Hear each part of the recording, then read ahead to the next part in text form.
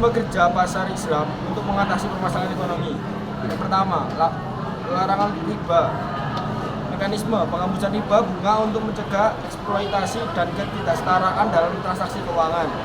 Terus langkah praktis menerapkan sistem keuangan tanpa riba seperti pembiayaan mudharabah atau murabahah. Kemudian distribusi keadilan, mekanisme mengutamakan keadilan distributif dengan mendorong distribusi kekayaan yang adil di masyarakat. Terus langkah praktis menetapkan zakat sebagai kewajiban untuk mendistribusikan kekayaan kepada yang membutuhkan. Kemudian pelanggaran spekulasi berlebihan, mekanisme mencegah spekulasi berlebihan dan transaksi berisiko tinggi yang dapat merugikan ekonomi. Terus langkah praktisnya menetapkan batasan pada jenis-jenis transaksi yang dapat dilakukan seperti menghindari transaksi yang bersifat haram. Terus transparansi dan etika, mekanisme mendorong transparansi dan etika dalam bisnis dan keuangan untuk menghindari praktik yang tidak etis. Langkah praktisnya memastikan pelaksanaan transaksi dapat prinsip keadilan dan integritas bisnis. Pemberdayaan ekonomi masyarakat, mekanisme memberdayakan ekonomi masyarakat dengan mendorong usaha mikro dan kecil serta kooperasi. Langkah praktisnya adalah memberikan dukungan finansial dan pelatihan kepada pelaku usaha kecil dan kooperasi. Melalui implementasi mekanisme dan langkah-langkah praktis tersebut, pasar Islam diharapkan dapat mencapai keadilan distributif dan efisien ekonomi yang sejalan dengan prinsip syariah. Dengan cara pengawasan kepatuhan prinsip syariah dalam lembaga keuangan Islam seperti Dewan Pengawas Syariah atau DPS, lembaga keuangan Islam biasanya memiliki Dewan Pengawas Syariah yang terdiri dari cendekiawan dan pakar hukum Islam. DPS bertanggung jawab untuk memastikan semua operasi sesuai dengan prinsip syariah. Terus kemudian komite kepatuhan syariah, terus kemudian terdapat komite kepatuhan syariah yang bekerja secara internal untuk memastikan setiap produk dan transaksi mematuhi ketentuan syariah. Audit syariah independen melibatkan audit syariah independen oleh pihak ketiga yang memiliki keahlian dan otonomi untuk menilai dan memastikan kepatuhan terhadap prinsip syariah.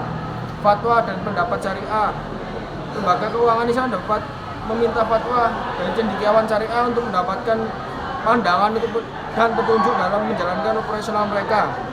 Terus kemudian pelatihan karyawan lembaga keuangan Islam harus mendapatkan pelatihan berkala tentang prinsip-prinsip syariah sehingga mereka dapat menjalankan tugas mereka dengan memperhatikan ketentuan syariah. Kemudian ada transparansi dan publikasi. Lembaga keuangan Islam diharapkan untuk bersifat transparansi dan secara aktif mempublikasikan laporan kepatuhan syariah mereka sehingga masyarakat dapat memantau dan menilai kerja keuangan mereka. Konsultasi dengan otoritas syariah, lembaga Islam dapat berkonsultasi dengan otoritas syariah resmi atau lembaga pengawas syariah yang ada di negara mereka untuk mendapatkan arahan dan persetujuan. Melalui kombinasi dari semua langkah-langkah di atas, lembaga keuangan Islam berupaya memastikan kepatuhan yang ketat terhadap prinsip syariah dalam setiap aspek operasional mereka. Pandangan Islam tentang persaingan antara pengusaha dalam pasar Islam. Islam mengajarkan nilai-nilai persaingan sehat dan etis dalam pasar. Beberapa prinsip utama yaitu keadilan dalam persaingan. Islam mendorong persaingan yang adil dan jujur di mana pengusaha bersaing berdasarkan kualitas layanan dan inovasi. Kedua, pencegahan monopoli. Islam tentang monopoli dan praktik-praktik yang merugikan konsumen. Persaingan yang sehat diharapkan dapat mencegah dominasi pasar atau satu entitas. Kedua, etika bisnis. Pengusaha dalam Islam diharapkan menjalankan bisnis mereka dengan etika dan integritas, menghindari praktik-praktik curang atau merugikan. Ketiga, kerjasama dan kesejahteraan bersama. Meskipun persaingan ada, Islam juga menekankan pentingnya kerjasama dan kesejahteraan bersama. Bisnis seharusnya tidak merugikan masyarakat atau lingkungan. Hukum Islam tentang harga pasar. Prinsip keadilan dan harga pasar yang adil dan transparan ditekankan dalam Islam, tidak adanya penyelewengan atau penipuan dalam menentukan harga. Kemudian ada larangan monopoli. Hukum Islam melarang penipuan dan menetapkan harga atau menciptakan monopoli yang dapat memanipulasi pasar. Kemudian ada pasar yang transparan. Islam mendorong sistem pasar yang transparan di mana pembelian dan penjualan memiliki akses informasi yang cukup untuk membuat keputusan yang bijak. Kemudian adalah batasan terhadap keuntungan berlebih. Ada ketentuan dalam Islam membatasi keuntungan berlebih atau eksploitasi dalam transaksi, terutama saat melibatkan barang-barang pokok. Konsep mudrabah dalam pasar Islam. Mudrabah adalah prinsip kerjasama investasi dalam Islam di masa satu pihak menyediakan modal dan pihak lain menyediakan keterampilan atau manajemen. Keuntungan dari investasi tersebut dibagi sesuai dengan kesepakatan sebelumnya. Sementara kerugian sebelumnya ditanggung oleh pemilik modal. Ini merupakan salah satu bentuk transaksi keuangan syariah yang melibatkan keuntungan bersama dan risiko bersama. Mudrabah untuk meningkatkan efisiensi alokasi sumber daya. 1. Pembagian risiko dan keuntungan. 2. Mudrabah memotivasi pihak yang terlibat untuk melakukan keputusan yang bijak karena risiko dan keuntungan dibagi. 3. Keberlanjutan usaha. 4. Keterlibatan pemilik modal sebagai sahib al-mal, memastikan pemantauan dan pengawasan yang baik terhadap pengusaha modal. 5. Stimulasi inovasi dan kreativitas. 6. Karena bagian dari keuntungan bergantung pada hasil usaha. 7. Adil dan transparan. 8. Mekanisme pembagian keuntungan dan kerugian yang telah disepakati sebelumnya menjadikan proses mudrabah adil dan transparan. 9. Penggerak investasi.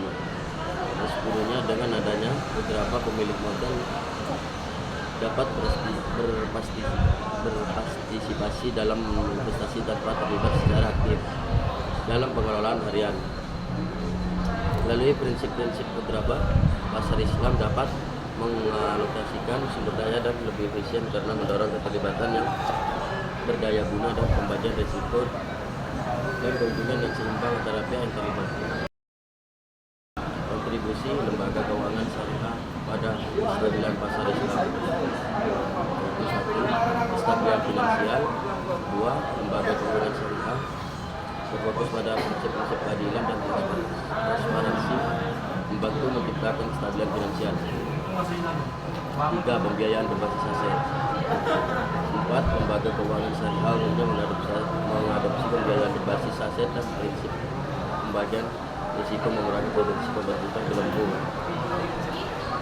5. Keterlibatan dalam pengembangan infrastruktur. 6. Melalui pembiayaan proyek-proyek yang mendukung pembangunan infrastruktur, lembaga keuangan syariah dapat memainkan peran dalam pengembangan ekonomi. 7. Pengelolaan risiko yang bijak. 8. Prinsip-prinsip syariah mendorong pengelolaan risiko yang bijak, termasuk adopsi instrumen keuangan yang sesuai dengan etika Islam. 9. Partisipasi dalam penjualan jasa keuangan mikro. 10. Lembaga keuangan syariah dapat membantu memperluas akses keuangan melalui penjualan jasa keuangan mikro, mendukung inklusivitas dan mengurangi keterisian ekonomi di lapisan masyarakat yang lebih rendah. 11. Kerjasama dengan otoritas moneter.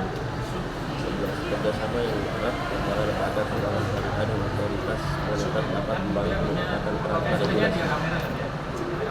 13. Inovasi produk dan layanan. 14. Itu lembaga keuangan syariah yang seringkali mendorong inovasi produk dan prinsip-prinsip syariah dengan fokus pada nilai-nilai syariah dan prinsip keuangan yang sehat. Lembaga keuangan syariah berfungsi untuk memberikan kontribusi signifikan pada kestabilan pasar Islam secara keseluruhan.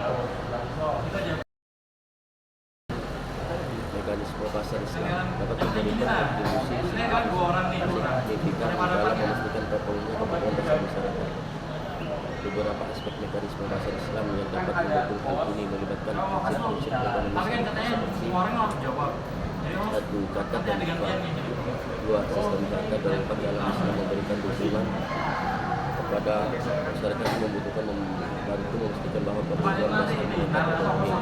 3. Pasar mikro dan koperasi. 4. Mekanisme pasar dan mikro dan koperasi yang sesuai dengan prinsip syariah dapat memberikan akses keuangan kepada kelompok masyarakat yang lebih kecil. 5. Jaminan sosial syariah. 6. Sistem jaminan sosial syariah seperti kafaful asuransi syariah dapat memberikan perlindungan keuangan. 6. Pembiayaan sosial. 7. Lembaga keuangan syariah dapat mengembangkan produk pembiayaan sosial yang mendukung proyek-proyek memenuhi kebutuhan nasabah rakyat. 8. Harga yang adil dan transparan. 9. Mekanisme pasar mendorong penetapan harga yang adil dan transparan. 10. Efisien dalam distribusi sumber daya. 11. Prinsip-prinsip pembagian risiko dan keuntungan dalam mekanisme pasar dapat mendorong efisiensi dalam distribusi sumber daya, membantu masyarakat untuk memanfaatkan sumber daya secara optimal. Mekanisme pasar Islam dapat diadopsi dan diintegrasi dalam konteks ekonomi global hingga tingkat tertentu, namun ada beberapa tantangan dan pertimbangan yang perlu diperhatikan, yaitu keterbatasan kesesuaian. Mekanisme pasar Islam mungkin tidak sepenuhnya sesuai dengan praktek-praktek dan regulasi di beberapa negara yang memiliki kerangka kerja ekonomi yang berbeda. Hal ini memerlukan penyesuaian dan adaptasi agar dapat diintegrasi secara efektif. 2. Pemahaman dan kesadaran global. Penting peningkatan pemahaman dan kesadaran global tentang prinsip-prinsip pasar Islam agar dapat diterapkan dan diintegrasi lebih luas. Edukasi dan promosi akan membantu menghilangkan ketidakpastian dan meningkatkan penerimaan global. Harmonisasi regulasi. Harmonisasi regulasi antar negara adalah kunci untuk memfasilitasi integrasi mekanisme pasar Islam secara global, penyelarasan kebijakan dan regulasi, dan memperlancar aliran modal dan investasi syariah di tingkat internasional. Infrastruktur dan instrumen keuangan. Adopsi mekanisme pasar Islam memerlukan pengembangan infrastruktur dan instrumen keuangan yang mendukung. Hal ini melibatkan pengembangan pasar modal syariah, lembaga-lembaga keuangan syariah, dan produk-produk keuangan syariah yang inovatif. Keterlibatan lembaga keuangan global.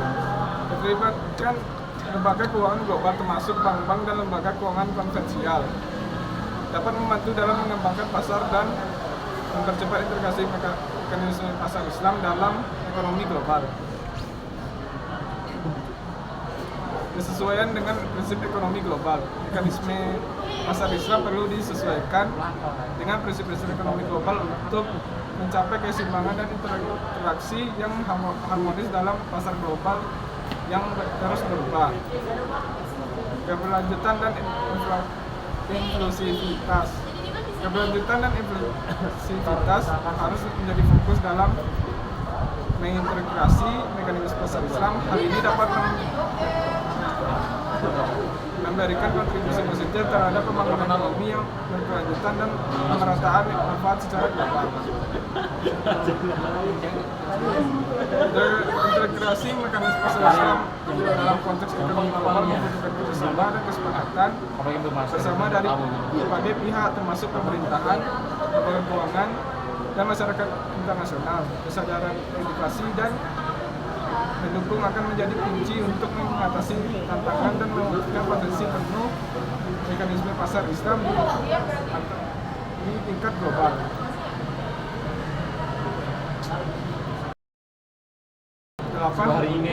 Integrasi mekanisme pasar Islam dalam konteks ekonomi global membutuhkan kerjasama dan kesepakatan bersama dari pihak termasuk pemerintahan, lembaga keuangan, dan masyarakat internasional. Kesadaran edukasi dan pembangunan infrastruktur menjadi kunci untuk mengatasi tantangan dan mewujudkan potensi penuh mekanisme pasar Islam di tingkat global. Mekanisme kerja pasar Islam dapat diintegrasikan dalam suatu negara dengan mayoritas non-Muslim. Beberapa negara non-Muslim telah mencoba mengadopsi prinsip-prinsip ekonomi Islam yang menawarkan produk dan layanan keuangan syariah sebagai pilihan warga. Beberapa pertimbangan terkait hal ini melibatkan keterbukaan dan keseimbangan, inklusivitas dan pilihan, pendidikan dan kesadaran, kesinambungan dan kerjasama lintas agama. Pendapat para pakar ekonomi non-Islam terhadap mekanisme kerja pasar Islam dapat bervariasi. Beberapa pakar ekonomi non-Islam dapat mendukung aspek-aspek tertentu dalam prinsip-prinsip ekonomi Islam, seperti pembagian risiko dan keadilan sosial, namun ada juga yang mungkin meragukan atau tidak setuju dengan beberapa aspek yang berkaitan dengan aspek keagamaan atau filosofi tertentu. mekanisme pasar Islam di negara mayoritas non-Muslim. Seringkali memunculkan edukasi dan perdebatan di tingkat akademis dan praktis. Kesuksesan integrasi tergantung pada kesiapan masyarakat, dukungan pemerintahan, dan kompatibilitas dengan sistem ekonomi yang ada.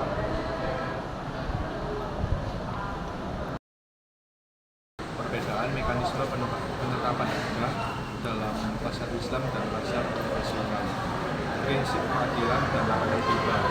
Yang pertama yaitu pasar Islam. Harga yang ditetapkan dalam pasar Islam harus mematuhi prinsip keadilan dan tidak boleh mengandung unsur riba atau bunga. Penetapan harga harus adil dan transparan. Yang kedua yaitu pasar konvensional. Penetapan harga di pasar konvensional mungkin tidak selalu memperhatikan prinsip keadilan dan dapat melibatkan sistem bunga. Yang ketiga yaitu larangan spekulasi. Yang pertama kelebihan pasar Islam cenderung melarang spekulasi berlebihan dan transaksi yang mengandung unsur ketidakpastian, kemudian atau gamblar.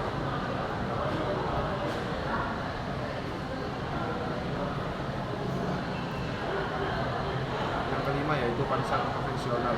Pasar konvensional mungkin lebih toleran terhadap tingkat spekulasi tertentu dan transaksi berisiko tinggi. Peran sistem keuangan tanpa riba. Pasar Islam, dalam sistem keuangan Islam, harga yang ditetapkan untuk produk keuangan harus memperhitungkan keberlanjutan, keadilan, dan tidak ada unsur riba dalam transaksi. Pasar konvensional. Sistem keuangan pasar konvensional dapat dipandang bunga sebagai komponen utama yang mempengaruhi penetapan harga. Jaminan keadilan dalam distribusi keuangan. Pasar Islam, penetapan harga di pasar Islam dapat mencakup mekanisme pembagian keuntungan yang adil antara pihak-pihak yang terlibat dalam transaksi. Pasar konvensional, penetapan harga di pasar konvensional cenderung lebih terpusat pada keuntungan perusahaan tanpa selalu mempertimbangkan distribusi keuntungan secara adil. Fokus pada kesejahteraan bersama. Pasar Islam, penetapan harga pasar Islam lebih cenderung diarahkan pada menciptakan kesejahteraan bersama dan memastikan adanya manfaat bagi seluruh masyarakat. Kemudian yaitu pasar konvensional. Pasar konvensional dapat lebih fokus pada keuntungan individu atau perusahaan. Penghindaran praktik monopoli. Mekanisme pasar Islam menekankan menghindarkan praktik monopoli dan mengupayakan persaingan yang sehat. Kemudian yang terakhir yaitu pasar konvensional. Pasar konvensional kadang-kadang dapat mencakup situasi monopoli atau oligopoli yang mempengaruhi penetapan harga. Dengan teori distribusi pendapatan dalam analisis pasar input dapat diterapkan sebagai yang pertama teori harga faktor. Teori ini menguraikan bagaimana harga faktor produksi seperti upah, harga dan laba ditentukan pada pasar input. Dalam analisis pasar input, teori harga faktor memberikan pemahaman tentang bagaimana permintaan dan penawaran tenaga kerja, modal, dan tanah mempengaruhi pembentukan harga pasar input. Kemudian teori distribusi keadilan fokus pada pertanyaan apakah distribusi pendapatan dianggap adil dan setara di masyarakat. Dalam konteks pasar input, teori distribusi keadilan dapat diterapkan untuk menilai sejauh mana faktor produksi mendapatkan imbalan yang dianggap adil sesuai dengan kontribusi mereka terhadap proses produksi. Pertimbangan pajak dan transfer. Teori distribusi pendapatan seringkali memasukkan pertimbangan terkait pajak dan transfer pemerintah dalam menilai keadilan distribusi. Dalam analisis pasar input, pajak dan transfer dapat mempengaruhi distribusi pendapatan antara pemilih faktor-faktor produksi. Kemudian yaitu pengaruh teknologi dan inovasi. Teori distribusi pendapatan memperhatikan peran teknologi dan inovasi dalam pembentukan pendapatan. Dalam analisis pasar input, perkembangan teknologi dan inovasi dapat mempengaruhi permintaan terhadap faktor produksi tertentu. Oleh karena itu, memainkan peran dalam menentukan harga mereka sangat berpengaruh. Pasokan dan permintaan faktor produksi. Penerapan prinsip pasokan dalam permintaan dalam konteks produksi faktor produksi distribusi memungkinkan analisis bagaimana produksi dipengaruhi oleh perubahan dan ketersediaan faktor-faktor tersebut di pasar input. Dampak pendidikan dan keterampilan. Faktor-faktor seperti tingkat pendidikan dan keterampilan dapat mempengaruhi distribusi pendapatan, dan ini juga faktor produksi tidak input. Kemudian yaitu analisis pasar input, memperhatikan bagaimana karakteristik individu dan keterampilan kerja menentukan perhitungan pendapatan. Jadi dapat disimpulkan yaitu penerapan teori distribusi pendapatan dalam analisis pasar input, waktu dalam memahami perkembangan dalam atau faktor produksi ditentukan dan distribusikan di masyarakat. Faktor ini berkontribusi pada pembentukan struktur pendapatan dan kontribusi dalam konteks ekonomi.